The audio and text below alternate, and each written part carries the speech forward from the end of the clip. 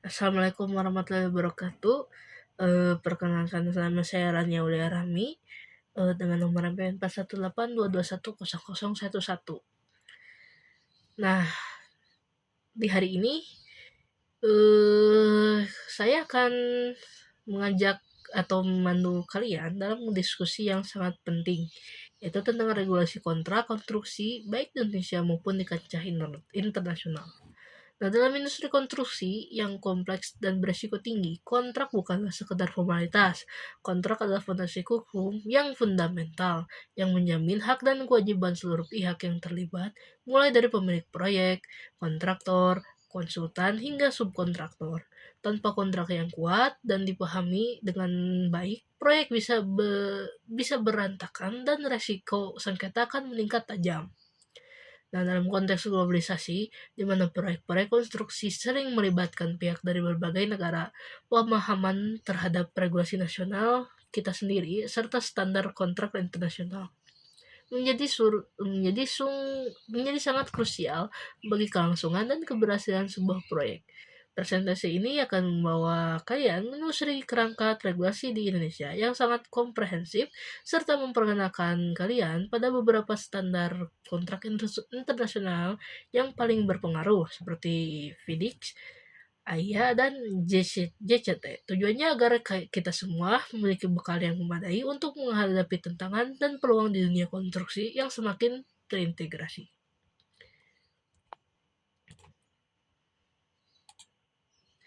Nah, regulasi kontrak konstruksi di Indonesia memastikan akuntabilitas, kualitas, dan keberlanjutan proyek nasional.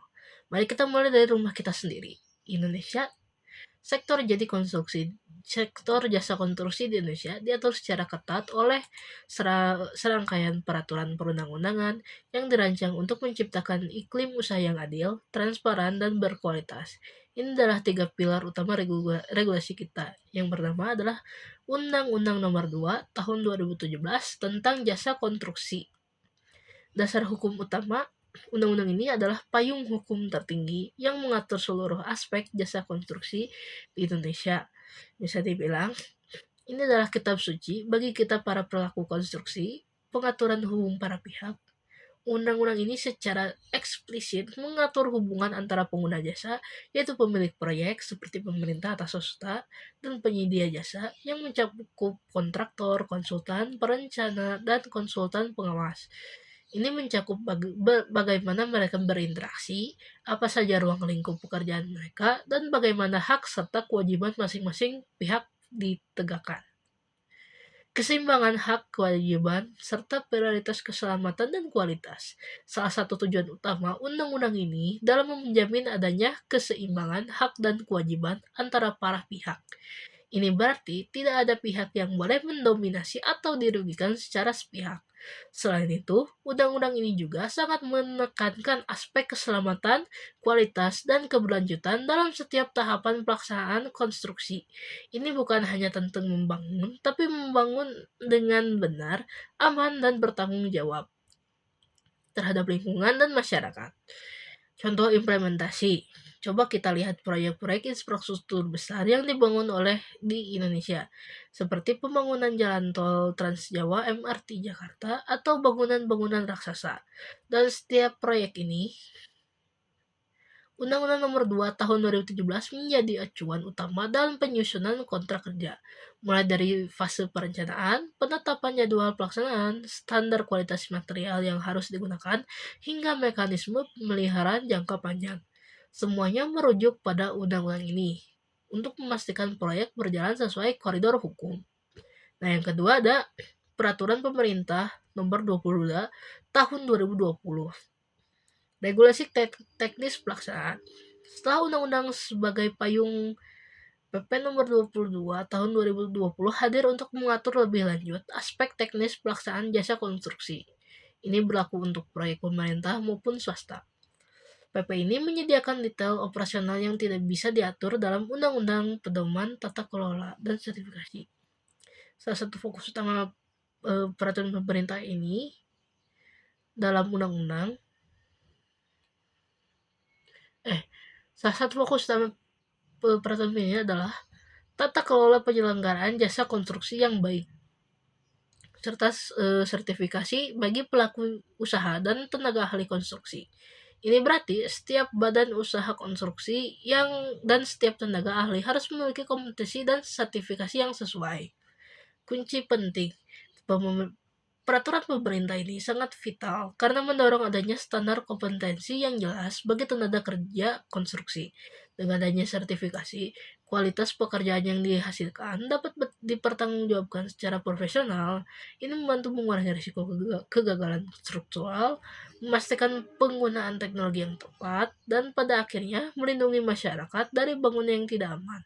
Ini juga mendorong profesionalisme di seluruh lini industri. Yang ketiga, ada Peraturan Menteri PUPR Nomor 14 Tahun 2020. Standar dokumen kontrak untuk proyek pemerintah. Regulasi ini adalah turunan yang lebih detail lagi.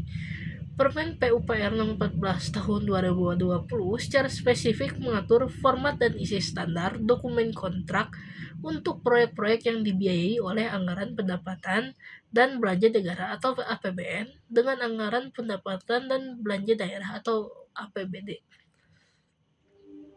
Keseragaman struktur kontrak. Tujuan utamanya adalah memastikan adanya keseragaman struktur kontrak di seluruh proyek pemerintah.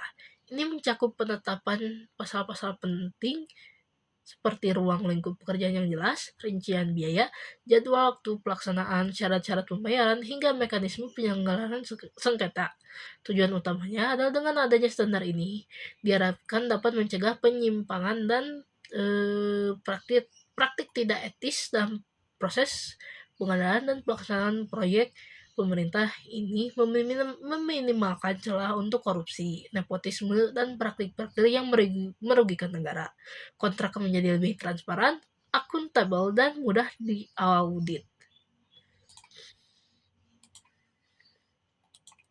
Nah, regulasi kontrak konstruksi internasional.